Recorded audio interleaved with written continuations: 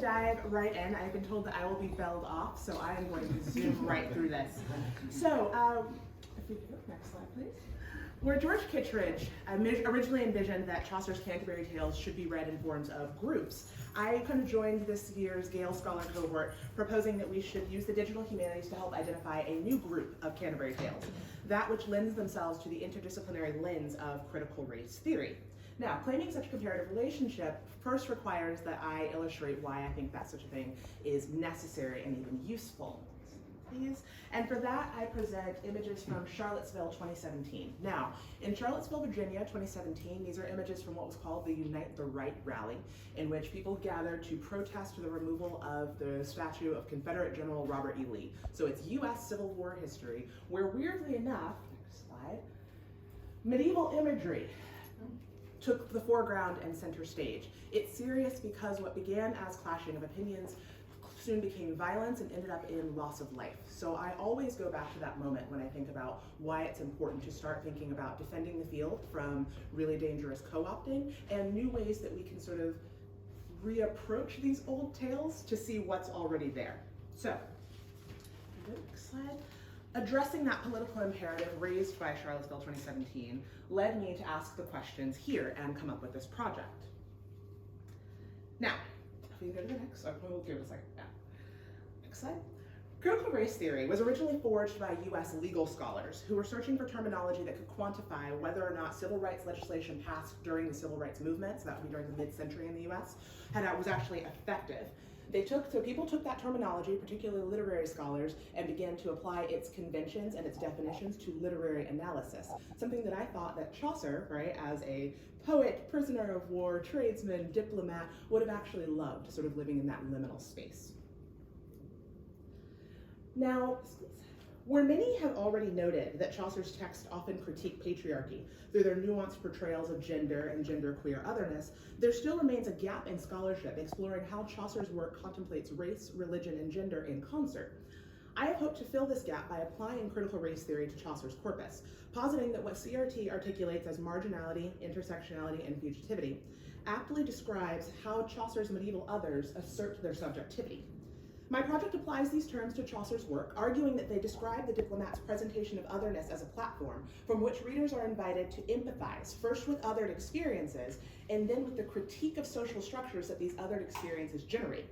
Now, the digital humanities are pivotal to this work because where Chaucer's Canterbury Tales are my text and critical race theory is my framework, the digital humanities become my methodology for showing how the text and the framework fit together.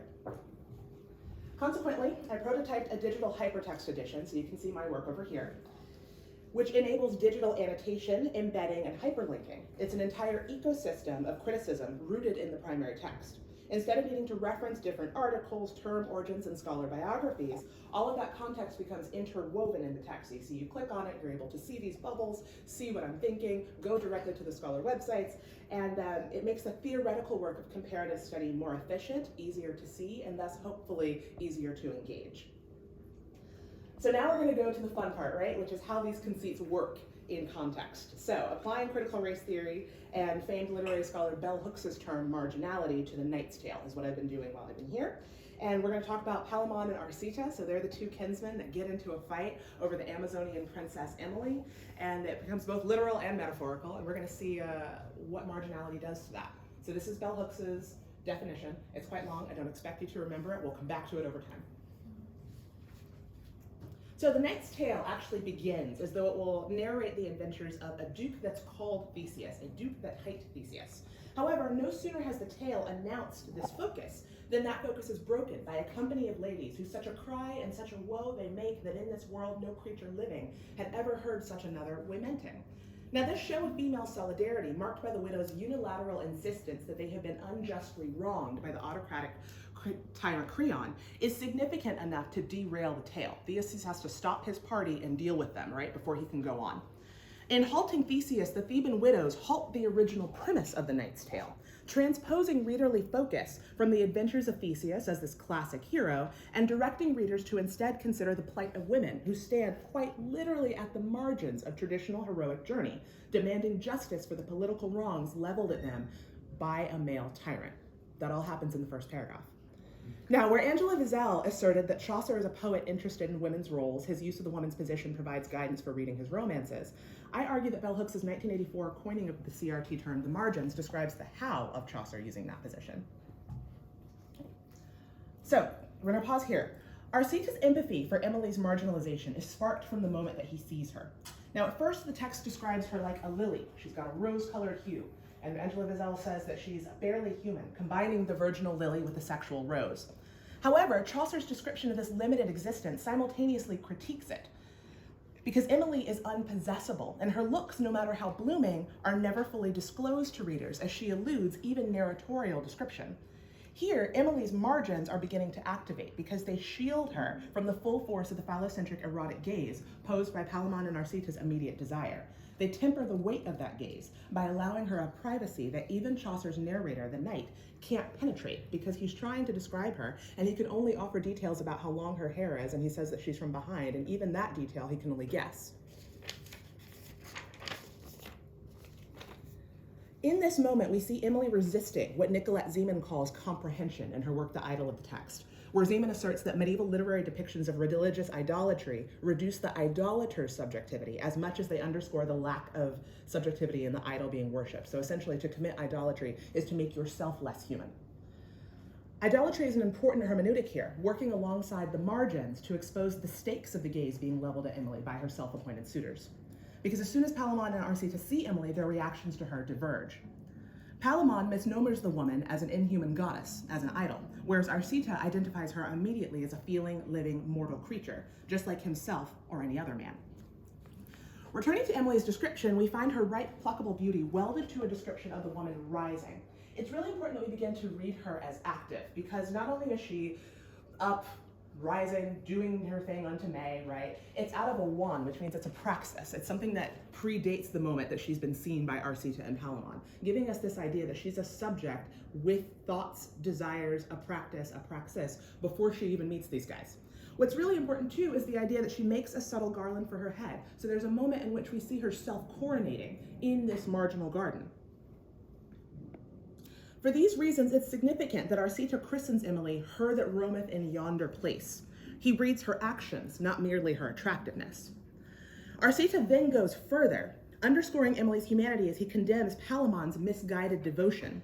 What's more, Arcita refers to her as a paramour, a word whose medieval connotations span from lover to dear friend, and in that spectrum avoids the predatory and possessive qualities of Palamon's immediate claims. By insisting that Emily is no goddess, Arcita reads her as an active subject, a person, rather than an idol. This Emily is no longer the mere flower first described. She becomes instead like the widows, capable of turning Theseus from his triumphal conqueror's march, not because they speak, but because they wail. Action is their counter-hegemonic discourse. We can now divine the difference between Arcita's look, which engenders recognition, and what Nicolette Zeman deemed an idolatrous gaze that sees idolaters like Palamon reduced in subject capacity for logic, rationale, or emotion. We see this particularly in Palamon's bellicose accusations against his cousin, which charge him with not only having broken law, but having broken vows to which Arcita is bounden as a knight. That's important because then when Arcita rejects him, he's rejecting the bondage of a brotherhood that would require him to negate Emily's subjectivity. Recalling Zeman, we now understand Palamon to be exhibiting idolatry's primary symptom, a reduction in his own subject capacity. Arcita's ability to feel, however, has expanded, so much so that he adores Emily without even needing to possess her. In a clever twist of text, Arcita is now the blooming, growing thing, despite his captivity in Theseus's prison. It is precisely this expansion of his heart that foreshadows both his journey as a male subject who rejects the privileges afforded by a phallocentric social structure and his ultimate death, described by the text as a cardiac edema in the wake of a post-duel accident that swells his heart and causes literal breakage. Now, Lee Patterson was actually really flummoxed by this. He didn't understand why it was that Arcita died, Palamon lived, they were both like struck to the heart when they saw her. He thinks that we should turn to Boethian philosophy, right? It's just, the whimsy of chance and fortune, life is unfair. That's valid, but I think there's also something here, and it lives in the moment that Palamon and Arcita first see Emily. Arcita's heart quite literally grows over large in his consideration of Emily as a fellow subject and a creature. Palamon's affections remain limited to his desire to possess Emily as an erotic object. His heart can't burst because it hasn't grown. and he doesn't need to die because he doesn't threaten the entangled hierarchies that feminist critic Susan Crane asserted to be an inherent fixture of every medieval romance. Now, in examining how Chaucer unpicks these threads of domination, marginality offers a precision that has eluded previous readings of Canterbury Tales. Patterson's flummoxed declaration that Arcita's death by broken heart is an account that both makes perfect sense and yet no sense at all is a prime example of this. It might at first be tempting to dismiss this moment where Palamon and Arcita first see Emily, if not for the fact that it marks the beginning of Arcita's shift towards an empathy so radical, he not only feels for Emily's marginalization, he moves into those margins himself in order to pursue her affections. So here I'm going to go a little bit off script because I want to make sure we have time for everything. What's really, really interesting about Arcita is that both he and Palamon are in prison. Arcita gets pardoned and he's exiled from Thebes. When he decides to come back, he says that he saw his visage all in another kind. That's how distraught he is. What I think is really fascinating about that is that he then decides to go be a servant in Theseus's court to be near Emily. We see him then purposefully adopting and adapting the margins. He's going to purposely take this servile position, and from that position, he's able to negate Theseus's exile, right? Be near the woman that he loves. And in seeing his visage all in another kind, I begin to wonder, not only has he become so unrecognizable to himself, he's literally being able to see himself in an othered kind. In an othered kind, he's managed to become a servant who's bested a king, who's now close to Emily, and that becomes important because now we see that he is in fact a master of empathy. So it's an empathy that begins to serve as an entire hermeneutic, right? And it's something that will continue to define Arcita even until his dying breath. So Palamon and Arcita ultimately end up battling it out in this arena that Theseus spends 1/3 of the Knight's Tale constructing. So it's actually really, really important, and it's something that other scholars like Charles Muscatine have spent a lot of time thinking about. What I think is really interesting is that when they get to that fight and get to that arena, Emily is sitting on the margins, obviously watching this fight happen.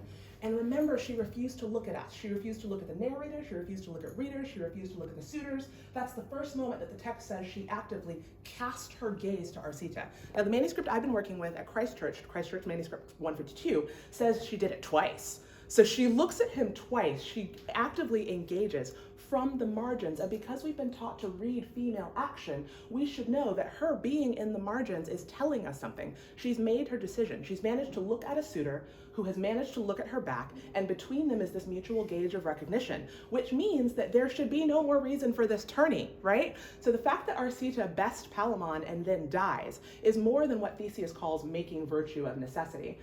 I begin to argue that it's not necessary at all. Where previous scholarship has said, okay, the moral of the Knight's Tale is that fortune is fickle and we can't really do anything about it and we all just have to get on with it, make in virtue of necessity, do what we can. What I wonder is Theseus really the disordering force? Are figures like him the disordering force? And is unnecessary phallocentric violence the thing that we should all be looking at from the margins and critiquing? Especially because when Arcita dies, it's marked by an outpouring of female grief in solidarity, and that's something that the text has already shown us is an alert that something is massively wrong. So, thank you so much.